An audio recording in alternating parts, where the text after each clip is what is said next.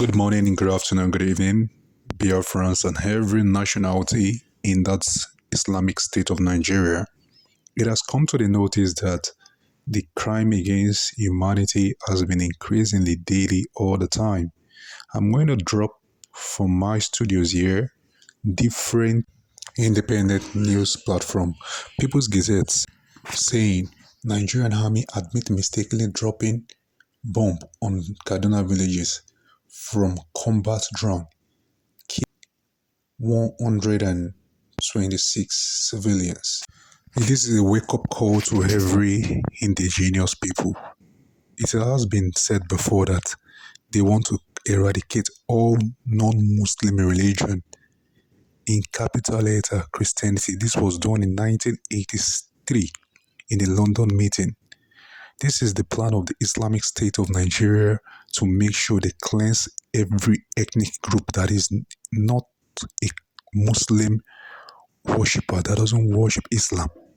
This has been their plan, and they have started to execute it in a long time ago. Babangida, who was the president of the federation in 1989, gave them $21 billion to the Islamic organization. This has been their plan. They are well funded, and this has been their plan over time. And they have been doing it step by step. That's why you've been seeing a lot of conflicts being carried out in the middle belt of Nigeria: Kaduna, Abuja, Jos, Zamfara, Nasarawa, and the rest, because they have a lot of Christians there. This is from the Sarah Reporters. Nigerian Air Force bombs scores of civilians holding religious festivals in Kaduna community. Religious festival. If you go and find out, and with the finding out we've done, it was a Christian community that was holding a religious festival, which is a Christian festival. That is what is happening. Ethnic cleansing is real and is coming out. Years back, 5 years ago, T.Y. Danjuma, he was once the chief of defense staff of the Islamic State of Nigeria. He said it openly that Nigerian armed forces have colluded with bandits and terrorists.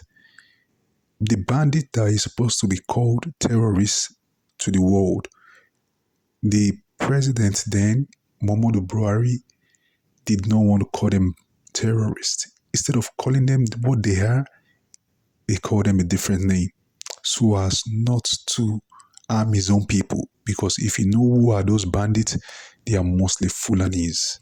Also, Sarah Reporters, Nigerian army claim responsibility for bombing a dozen of civilians in Kaduna's community. A dozen, not a dozen. It is 126 people that was confirmed dead. Not a dozen. This is the thing, they keep changing figures and keep lying. I can remember years back when there was a bombing in Ikeja cantonment. They just claim, some soldiers were dead. But when you check the real figures of the soldier that was dead in that attack, there were more than 1,000 of them. This is the thing they keep doing, changing figures and lying about the numbers. This is a shocking one. Boko Haram arms dealer or arms supplier escaped from Nigerian army prison in Borno State, living with AK-47 rifle and a hand grenade. How did one person escape a barrack, a facility that is owned by the Nigerian army? How can one person, he was left to escape, he was openly released, and they are saying he escaped. If I checked the Nigerian headquarters army, this was not reported on the page. It wasn't reported on their Twitter handle. It wasn't reported on their website. It was privately leaked out. This is the thing that has been happening in the zoological republic called Nigerian Islamic State.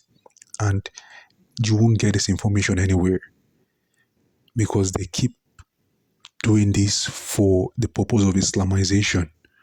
to Islamize the ethnic group, other ethnic group that are non-Islamic religion.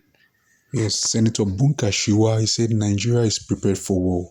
We cannot give Southeast their wish.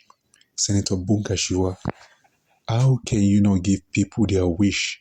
You have been married to them for a long time and they are not benefiting anything. They are being marginalized, we are being marginalized. And you are saying you won't give us our wish because all the oil wells in the southeast is owned by Northerners. The Emir of Sokoto, the Sultan of Sokoto, the Emir of Kano, they own those oil blocks. The T.Y. Danjuma, they own those oil blocks. Many of their wealthy elite family, they own those oil blocks.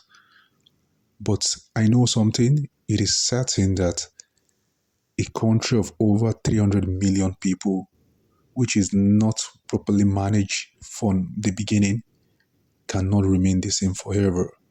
Because the people will get wiser and wiser. And there are a lot of ways to go about disintegrating formation, and which is going to come very soon because it is not working. You are marginalizing the Indibos in their own father's land. They are being marginalized.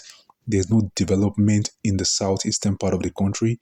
They move to other southwest part of the country to establish their businesses, buy properties, and the rest. You plant again, you collude with the political system, not just with the army now. The army is doing their part by intrusion into their land and killing them.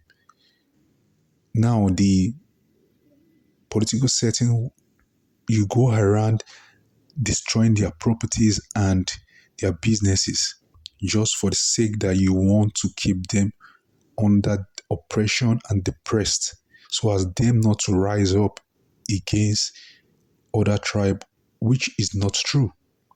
They are just people that are industrious. They like taking both steps. And you have been doing this for over years, despite the fact they keep rising up. After the war, they only gave them £20 to start up their life again. And with the £20, they have done extraordinarily well for themselves. And today, they are one of the most industrious people in the world, not just in Africa, not just in among the black race. No, go to anybody that has that Indigo blood in America. They are in charge of all the sectors.